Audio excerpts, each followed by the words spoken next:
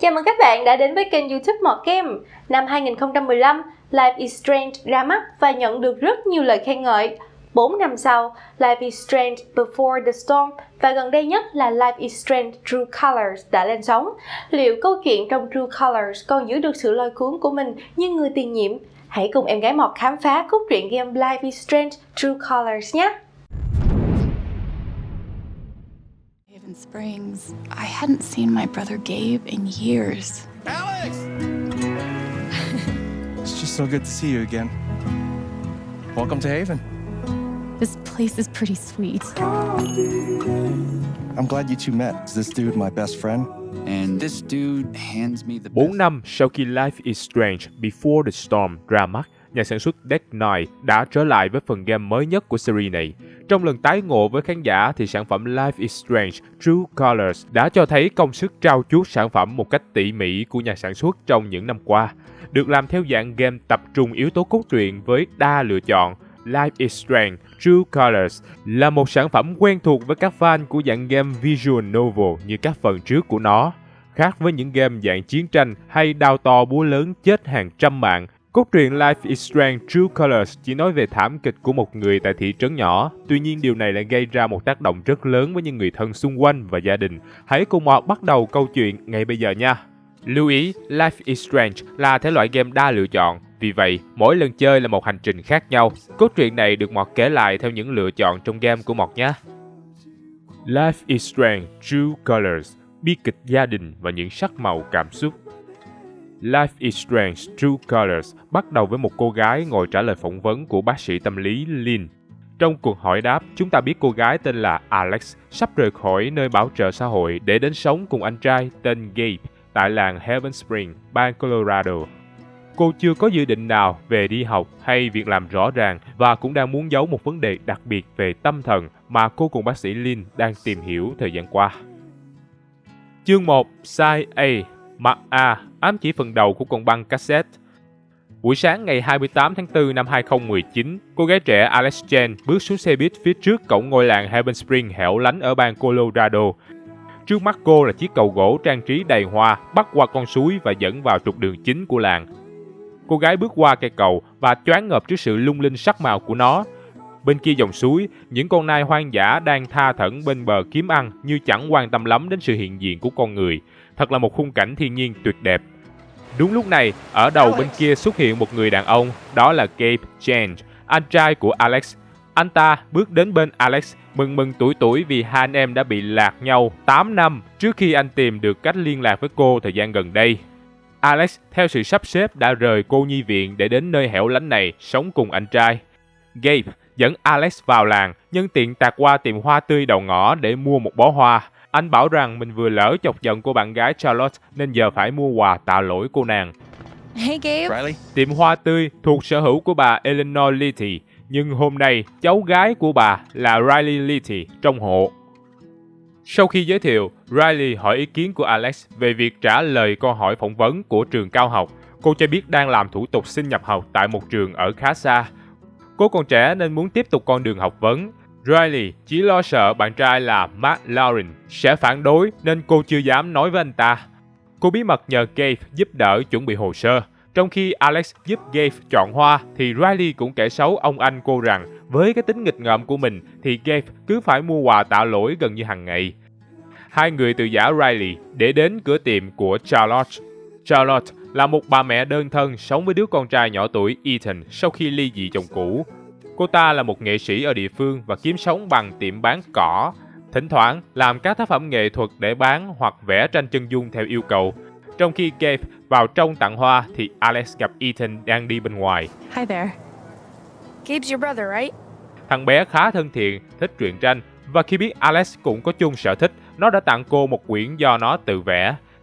Cả hai khá hợp nhau và khi cảm thấy tin tưởng, Ethan tiết lộ việc mình thích lẻn ra khu mỏ bỏ hoang để phiêu lưu khám phá.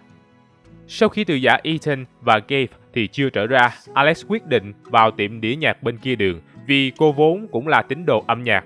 Tại đây, Alex gặp Stephanie Gingrich là chủ tiệm và cũng là DJ cho kênh radio riêng của làng Haven Springs. Do Steph đang bận điều hành radio nên Alex đi quanh tiệm và gặp Brian Lucan, bạn thân của Gabe. Ryan là một nhân viên trạm Ranger trong vùng.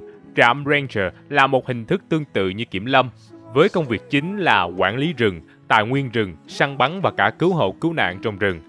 Đang trò chuyện thì Steph tung cửa bước ra khỏi phòng cách âm và nói chuyện điện thoại với ai đó trông rất tức giận. Alex hoảng sợ khi bị sức ảnh hưởng từ cơn giận ám vào tâm trí. Ryan nhận ra sự bất thường liền can thiệp bằng cách ngắt lời Steph và nói anh sẽ trông cửa hàng hộ. Cô cứ đi giải quyết công việc. Nhờ điều này mà Steph bước khỏi cửa hàng trước khi Alex sụp đổ vì hoảng loạn. You're a lifesaver. Oh, no bird calls though. I'll be there, one sec. Khi biết Alex định mua quà tặng cho anh trai thì Ryan nói rằng Gabe đang đặt cọc cho một đĩa nhạc mới. Đây sẽ là một bất ngờ nếu Alex dùng nó làm quà. Alex đồng ý, nhưng ngay lúc trả tiền thì Gabe bước vào đón em gái. Ryan ý tứ đứng che chiếc đĩa nhạc trên bàn trong khi Gabe đang trò chuyện với em mình và sau đó thu hút sự chú ý của ông bạn thân để Alex nhanh tay bỏ hộp đĩa vào ba lô. And he really wants to talk to you. Trên đường về nhà, Gabe giới thiệu về Heaven Spring. Đây là một ngôi làng dựng lên bởi các thợ mỏ từ hàng trăm năm trước. Hiện nay hoạt động khai khoáng vẫn tiếp diễn với tập đoàn Typhoon là chủ đầu tư và thay vì khai thác quặng nguyên liệu thông thường thì nay họ khai thác uranium. Đêm đêm, họ vẫn nổ mìn phá đá tạo ra những tiếng động đặc trưng. Cả hai gặp một ông lão dáng vẻ nghiêm nghị được Gabe giới thiệu là Jed Lucan. Ông ta là chủ quán bar nơi Gabe làm việc và là cha của Ryan. Jed cũng đồng thời là chủ tịch hội đồng dân cư, một kiểu tổ trưởng tổ dân phố của làng. Ông sở hữu quán bar Black Lantern khoảng 12 năm nay sau khi nghỉ công việc thợ mỏ ở Typhoon. I'm loquacious, goddammit. It's charming. Jed từ giả và dặn hai người về quán trước, còn ông ta sẽ đi gặp bà Eleanor để bàn việc chuẩn bị cho lễ hội thường niên của làng sắp tổ chức trong vài ngày tới. Jed cũng cảnh báo Gabe rằng Mark có vẻ đang rất tức giận, hãy cẩn thận. Gabe đưa Alex về phòng riêng của mình, nằm ở tầng trên của quán bar. Anh nói rằng sẽ nhường cho Alex nơi này vì anh đã rời sang nhà của bạn gái Charlotte để sống cùng nhau. Alex cũng tặng Gabe đĩa nhạc mà anh ta đặt mua ở tiệm đĩa của Steph. Cả hai mở nhạc rồi cùng nhau nhảy múa như thời còn nhỏ. Đang xõa thì có tiếng gõ cửa dồn dập, họ tắt nhạc và Gabe ra mở cửa. Mark nhảy sổ vào phòng tấn công Gabe vì nghĩ rằng anh ta lén lút gặp Riley để cắm sừng mình. Mark đánh Gabe tới tấp nhưng cơn giận của anh ta khiến Alex mất kiểm soát. Alex bị cuốn theo cảm giác giận của Mark và lao vào đẩy Mark văng ra cửa rồi đánh tới tấp vào mặt anh ta. Jay nhảy vào lôi Alex ra cũng bị cô vung tay trúng mặt. Nhận ra mình đánh phải anh trai khiến cơn điên của Alex hạ xuống và cô lấy lại kiểm soát. Mark sau một hồi cũng gượng dậy được và bước xuống lầu trong tình trạng răng môi lẫn lộn. Gabe sau một hồi lấy lại bình tĩnh cũng xuống theo. Anh không giận nhưng có vẻ sốc, chỉ dặn dò Alex xếp đồ của mình trước. Alex sau một hồi dọn các thứ của mình thì phát hiện ra một bí mật thú vị là Gabe đã mua sẵn một cây đàn guitar định tặng cho cô và nó đang được giấu dưới gầm giường. Quyển truyện của Ethan cũng khá hay. Nó kể về người anh hùng Tanner đang phiêu lưu trong một hầm ngục. Thằng bé có tư chất của một họa sĩ truyện tranh thật sự. Xong hết mọi việc, Alex bước xuống quán bar định giải thích rõ mọi việc. Lúc này, mọi người đều đang có mặt. Ryan đưa Gabe về trạm làm việc của mình để lấy túi sơ cứu băng bó, còn ông Jet thì đã lo xong vết thương của Mark. Charlotte cũng có mặt và gặp Alex lần đầu tiên.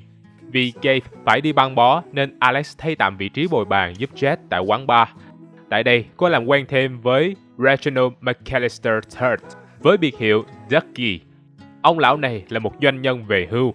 Người ngồi cùng ông là Diane, quản lý việc khai mỏ của Typhoon tại làng. Alex cũng nói chuyện trực tiếp với Steph lần đầu tiên và nhận ra Steph, Ryan và Gabe là những người bạn chơi thân với nhau. Riley chạy đến tìm Mark khi nghe tin anh đánh Gabe. Cô cực kỳ tức giận trong khi Mark rất sợ hãi vụ này sẽ khiến mình bị chia tay. Alex cố tránh nhắc việc Mark đánh nhau với Riley nhằm giúp anh ta thoát khỏi vụ này và cũng tránh để thù hận dâng cao hơn nữa. Phó cảnh sát trưởng Jason Pike bước đến với vẻ mặt nghiêm trọng đòi đưa Alex và Gabe đi hỏi cung. Nhưng khi cô đang bối rối thì anh ta phá lên cười và nói rằng anh chỉ đùa thôi. Your face. Jason có nhiệm vụ trông coi an ninh tại ngôi làng này và anh cũng từng có vụ xử phạt đầy vui nhộn với Gabe khi mà kết quả sau khi viết giấy phạt là anh mời Gabe đi uống bia. Gabe cùng Ryan trở về, công việc của anh đã được Alex làm thay, vì vậy không còn việc gì để làm nữa. Anh gọi Alex lên sân thượng nói chuyện. Sân thượng bên trên phòng của Gabe là một khu vườn nho nhỏ với một số bông hoa và bộ bàn ghế xoay ra bờ hồ ngắm hoàng hôn. Gabe, khui bia và hai anh em cùng trò chuyện. Alex thổ lộ vấn đề tâm thần của mình để giải thích cho việc cô điên cuồng tấn công Mark. Cô lớn lên trong trại trẻ mồ côi, nơi bọn trẻ thường đánh nhau để tranh giành hoặc mâu thuẫn, vì vậy cô không ngại đánh nhau để tự vệ. Trong thời gian ở trại trẻ, Alex có một căn bệnh kỳ lạ là cô có thể cảm nhận được cảm xúc của người khác bằng vầng hào quang màu tỏa ra quanh người họ. Cảm xúc càng mạnh thì Alex bị ảnh hưởng càng nhiều. Nó có thể khiến cô mất kiểm soát và bị cuốn theo nếu quá mạnh. Ryan bước lên nói rằng Ethan đã đi đâu mất và không tìm thấy trong làng. Lúc này, Alex nhắc rằng Ethan có nói việc lên hầm mỏ cũ phiêu lưu. Cả ba nhanh chóng chạy lên khu mỏ cũ bỏ hoang trên đồi ở ngoài vi làng. Đây là khu mỏ cũ đã cạn tài nguyên nên bị Typhoon đóng cửa. Tại đây cũng có một tấm bảng ghi nhớ sự kiện 12 năm trước. Đó là một vụ sập hầm mỏ và Jet đã dũng cảm dẫn 19 thợ mỏ còn sống sót thoát ra ngoài kịp thời. Ông trở thành anh hùng của làng và được Typhoon mua lại quán bar trong làng tặng cho ông để tri ân. Ryan rất tự hào về cha mình nên tham gia công việc của Ranger và học cách cứu hộ để cứu được nhiều người như tấm gương của cha. Gabe gọi cho Typhoon yêu cầu dừng lịch nổ mìn đêm nay vì khu vực này nằm trong tầm ảnh hưởng có thể làm hại Ethan. Dựa theo quyển truyện mà Ethan vẽ lấy cảm hứng từ khu vực này, họ tìm ra cậu bé đang kẹt ở bờ vực, chỗ khe suối trong rừng. Ryan dùng dây buộc một đầu vào Gabe làm neo và đầu kia cho Alex để cô đi qua thân cây mục bắt sang chỗ hốc đá Ethan bị kẹt. Chỉ có Alex nhẹ cân nhất là có thể đi qua. Ethan không dám bước ra vì sợ. Alex đành phải dùng năng lực của mình hòa vào thế giới cảm xúc của Ethan để biết cậu bé đang sợ điều gì. Hóa ra Ethan không sợ độ cao mà sợ con quái vật trong tưởng tượng của mình. Alex nhanh chóng trấn an Ethan đúng cách khiến cậu bé bình tĩnh và theo cô trở về nơi an toàn. Trong khi mọi người đang vui mừng thì bất ngờ có tiếng mìn nổ trên núi. Một hòn đá văng ra trúng Gabe khiến anh ngã xuống vực kéo theo Alex. Ryan dằn Alex lại và cố cùng cô kéo Gabe trở lên. Nhưng một loạt đá lớn khác từ trên núi lăn xuống. Ryan theo phản xạ của lính cứu hộ rút dao cắt dây, hy sinh Gabe rồi kéo Alex cùng Ethan vào gờ đá nhô ra, nắp trận đá lăn. Gabe rơi xuống vực và bị đá lở đè thiệt mạng.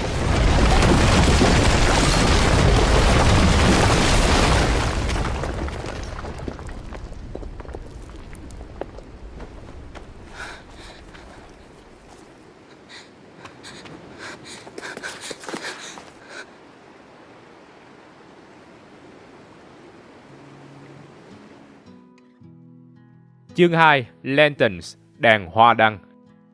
Mọi người tập trung tại quán bar để tưởng niệm Gabe. Ryan tức giận cho rằng Gabe chết không phải là một tai nạn vì anh ta đã gọi cho Typhoon yêu cầu dừng nổ mìn đêm đó để đi tìm Ethan. Mark lúc này nói rằng anh làm trong ca trực đêm hôm đó và không nhận được cuộc gọi nào cả. Ryan tức giận cho rằng Mark vì thù riêng mà hại chết Gabe. Mark trả đũa lại khi đặt nghi vấn hành động cắt dây của Ryan lúc đó. Charlotte tức giận khi buổi tưởng niệm trở nên hỗn loạn, còn Alex thì bật khóc bỏ lên lầu. Steph thấy Alex chạy lên trên, liền đi theo và gõ cửa vào phòng với ý định an ủi cô gái. Tuy nhiên, khi thấy chai rượu có dán nhãn nhà vô địch Billac giữ trên kệ thì chính Steph rơi vào đau khổ. Alex liền dùng khả năng mà mình từng sử dụng với Ethan hôm trước để hòa vào thế giới cảm xúc của Steph. Hóa ra trước đây, Steph làm trong một ban nhạc lưu diễn khắp nơi. Khi cô đến đây biểu diễn đã gặp Gabe và họ trở nên thân thiết. Khi biết Steph chuẩn bị rời đi thì Gabe thuyết phục cô ở lại theo một cách rất riêng. Anh thách đấu một ván Billac, nếu anh thắng thì cô phải ở lại, còn anh thua thì chịu tiền vé xe buýt. Steph đã thua và rời ban nhạc để ở lại làng Heaven Spring. Cô mở tiệm đĩa nhạc, nhận làm cho kênh radio của làng và có những giờ phút chơi game sát phạt cùng Gabe. Rõ ràng cái chết của Gabe là một mất mát lớn với người bạn thân như Steph. Alex nắm được điều này nên thách thức Steph đấu một ván Billac. Họ chơi hăng say và cảm giác đau khổ của Steph cũng dần dần lắng xuống. Giờ đây, Alex và Steph lại trở thành đôi bạn thân có cùng sở thích âm nhạc. Trở xuống nhà, Alex gặp Jet và nhận được lời xin lỗi từ ông cụ thay mặt cho cư dân của làng khi buổi tưởng niệm hóa thành cãi cọ. Jet cũng giao chìa khóa nhà và cho phép Alex ở lại căn phòng của Gabe mà không thu tiền. Cô cũng có thể phụ giúp công việc của quán trong khi tìm hướng đi mới. Alex thì bày tỏ ý định muốn tìm Mark để hỏi lý do anh ta nói dối trong việc không nhận được điện thoại của Gabe đêm đó. Alex tìm đến tiệm hoa tươi nơi Mark phụ việc, nhưng anh ta vừa đi khỏi. Bà Eleanor tỏ ra rất lo lắng về điều gì đó nhưng không nói ra. Alex lại dùng khả năng của mình hòa vào nỗi lo của bà lão. Cô nhận ra rằng Eleanor cố giấu căn bệnh Alzheimer của mình. Bà đang nhận quên mọi thứ, kể cả những công việc ngắn hạn, thậm chí bà quên luôn Gabe đã chết. Alex liền giúp Eleanor nhớ lại công việc buổi sáng của mình bằng cách dẫn bà lần tìm lại từng công đoạn diễn ra từ buổi sáng sớm. I don't want to keep you. Alex rời tiệm hoa tươi và gặp Mark tại cây cầu hoa đầu làng. Anh ta tỏ ra sợ hãi và từ chối mọi thứ. Đọc nỗi sợ của anh ta, Alex được gợi ý đến Riley. Để bẻ gãy được tinh thần của Mark, Alex tìm đến Riley và biết rằng Mark thuyết phục bạn gái bỏ làng cao chạy xa bay. Anh ta dường như đang sợ thế lực của tập đoàn Typhoon. Quay lại với Mark, Alex nói đúng điểm yếu khiến anh ta hoảng sợ bỏ chạy. Nhưng sau đó anh cũng bình tĩnh lại và nói rằng Typhoon đã ép anh phải im miệng và nói rằng anh chưa từng nhận được cuộc gọi của Gabe. Thực ra anh có nhận được và đã báo lên cấp trên, nhưng không biết vì lý do gì họ vẫn cho nổ. Sau đó họ đe dọa và cho người theo dõi anh, khiến anh lo sợ cho tính mạng mình. Typhoon là một tập đoàn đa quốc gia có quy mô lớn và ảnh hưởng rộng. Họ có rất nhiều quyền lực và cũng là trụ cột kinh tế của làng Haven Spring. Đụng vào Typhoon như đụng vào ổ kiến lửa. Cùng lúc đó, Alex thấy Diane đi vòng quanh làng cảnh cáo các thợ mỏ không được nhắc đến vụ tai nạn vừa rồi. Cuối cùng, Alex cần tìm một người tin tưởng để cùng nhau lật mặt Typhoon. Cô nghĩ đến Ryan nên lên núi tìm anh. Ryan đang đứng trên mỏm đá gần thác nước với một làn sóng cảm xúc cực mạnh. Anh tự trách mình vì cái chết của người bạn thân. Tưởng chừng anh sắp nhảy xuống, Alex vội chạy đến ôm Ryan lại giúp anh bình tâm. Alex cố giải thích năng lực của mình cho Ryan nghe và chứng minh bằng cách bảo Ryan nghĩ về một điều khiến anh tức giận. Tuy nhiên, Ryan tập trung nghĩ một lúc rồi bật cười. Anh ta nằm trên bãi cỏ nhìn lên trời, cười càng lúc càng lớn với hào quang vui vẻ tỏa ra. Alex hòa nhập vào và biết được câu chuyện của hai gã đàn ông tưng tửng. Năm đó, Gabe đi săn bắn chết một con vịt trời. Ryan nói đó là giống vịt quý hiếm, được xem như là tài sản của nữ hoàng, được người Canada bảo vệ. Ryan giả vờ giúp Gabe che đậy con vịt chết bằng cách khuyên anh đào hố chôn phi tang. Thế là trong khi Gabe hì hục đào cái hố to đùng để chôn cho kỹ một con vịt, thì Ryan đứng bên trên vừa nhịn cười vừa bảo đào sâu thêm nữa cho chắc. Alex khi đọc ra cũng lăn ra bãi cỏ cười với Ryan. Sau khi cười đã đời, Alex nói với Ryan về Mark và ý định chống lại Typhoon. Ryan liền chấp nhận giúp đỡ cùng tìm cách làm rõ cái chết của Gabe. Buổi tối, những người bạn của Gabe tập trung tại chiếc cầu hoa đầu làng để làm lễ thả đèn cầu nguyện cho Gabe. Alex đọc thấy ai cũng tỏa ra hào quang vui vẻ, chỉ riêng Diane tỏa ra sự sợ hãi. Chương 3. Monster or Mortal, quái thú hay con người. Buổi sáng, nhóm bạn Alex, Ryan, Steph tụ họp tại quán bar cùng bàn kế hoạch nhắm vào Diane. Cô ta đang giấu giếm điều gì đó nên họ sẽ làm một động tác đánh lạc hướng rồi trộm laptop để tìm thông tin. Alex không chắc lắm nên bước ra nói chuyện với Diane trước để nắm tình hình. Sau khi dùng các thông tin đưa đẩy để kích nỗi sợ của Diane lên cực đại, Alex hòa vào cảm xúc của cô ta và phát hiện một bí mật nào đó đang giấu trong chiếc USB trong túi xách. Alex ngầm nhắn tin điện thoại cho nhóm bạn, bắt đầu kế hoạch đánh lạc hướng. Họ thành công và Alex trộm chiếc USB mang lên lầu nhưng nó bị khóa mật khẩu. Ryan liền nói sẽ mang cho Riley, người biết về máy tính nhiều nhất, tìm cách bẻ khóa. Trong khi đó, cả bọn ai về nhà nấy chuẩn bị cho buổi nhập vai vào chiều ngày hôm đó. Alex cosplay thành người hát rong với cái đàn guitar và chiếc mũ có lông chim đặc trưng. Alex cũng mở gói đồ tư trang của Gabe do bên pháp y trả về. Những thứ có trong túi Gabe gồm ví tiền, chìa khóa, dụng cụ mở khóa và một tép diêm quẹt kỳ lạ. Nó chỉ còn một que cuối cùng với dòng chữ viết tay, đừng bỏ cuộc.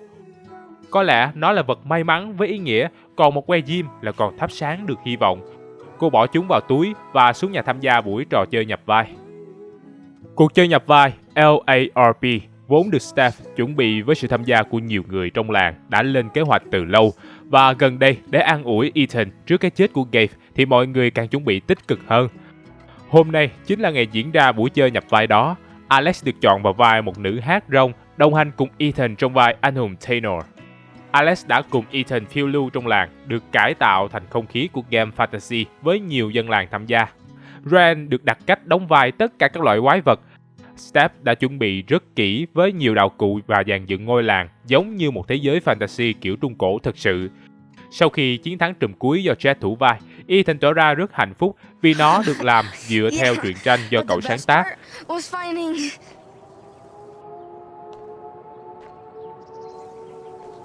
Niềm vui lập tức vụt tắt khi tiếng nổ pháo đá trên núi vang lên, gợi nhớ về đêm kinh hoàng đó. Ethan suy sụp nhanh chóng khiến Alex phải ôm chầm lấy thằng bé và an ủi nó trước khi cảm xúc tiêu cực làm nó sụp đổ. Ethan sau đó lên xe đi nghỉ hè cùng cha ruột ở nơi khác. Alex nghĩ rằng Charlotte sẽ buồn vì còn một mình nên tìm đến trò chuyện. Trong phòng sáng tác phía sau cửa hàng, cô nhận ra Charlotte cũng có vấn đề riêng. Cô ta bị suy sụp bởi một cơn giận cực mạnh. Khi hòa mình vào nội tâm của Charlotte, Alex nhận ra người phụ nữ này đã chịu tổn thương rất lớn vì cái chết của Gabe. Charlotte giận tất cả mọi người vì có liên quan đến cái chết của Gabe, trong đó có cả Ethan. Cơn giận này không thể nguôi ngoai được vì cô ta có thể trút cơn giận lên bất cứ ai nhưng không thể trút lên con trai mình là Ethan. Chính sự mâu thuẫn đó khiến cảm xúc tiêu cực cứ đi một vòng lẫn quẩn không lối thoát. Alex muốn thử nghiệm cách khác là hút cơn giận đó vào mình, nhưng cô không chắc rằng nó sẽ hiệu quả và không dám chắc điều gì sẽ xảy ra. Chính vì vậy, cô quyết định để thời gian xoa dịu Charlotte thay vì cố can thiệp vào cảm xúc của bà mẹ đau khổ này. Alex rời đi để làm một câu an ủi hy vọng Charlotte sẽ vượt qua được khủng hoảng này. Trở về phòng, Ryan và Steph đã chờ sẵn với chiếc USB đã được mở khóa. Nội dung các cuộc gọi và email của Diane cho thấy Mark đã báo cáo việc có người trong khu vực nổ, nhưng khi Diane báo cáo về tổng bộ thì bị đe dọa là không được dừng việc nổ mìn. Nó sẽ làm lộ ra dự án RIA mà họ đang lén lút thực hiện. Diane cũng rất hoảng sợ, nhưng cô đã bị cuốn vào vòng xoáy quyền lực của Typhoon. Họ đưa ra nhiều ưu đãi và hứa hẹn thăng tiến, cũng như cung cấp mọi hỗ trợ cần thiết để Diane dập tắt vụ việc này. Diane miễn cưỡng phải xuôi theo và bắt đầu kế hoạch cho chìm xuồng cái chết của Gabe. Tìm hiểu thêm thì họ biết rằng RIA thực ra là một vụ nổ thứ hai không được cấp phép được lên kế hoạch cùng lúc với vụ nổ được cấp phép ở một khu vực khác, đó là khu mỏ bỏ hoang cũ. Typhoon đang muốn chôn lấp bí mật gì đó trước khi đoàn thanh tra đến kiểm tra định kỳ chuẩn bị cho dự án mở thêm hầm mỏ mới. Typhoon đang tích cực vận động và hội đồng cư dân của Haven Spring cũng sắp họp biểu quyết việc này trong vài ngày tới. Alex quyết định sẽ nộp USB chứa thông tin này cho phó cảnh sát trưởng Jason làm bằng chứng để đánh sập Typhoon.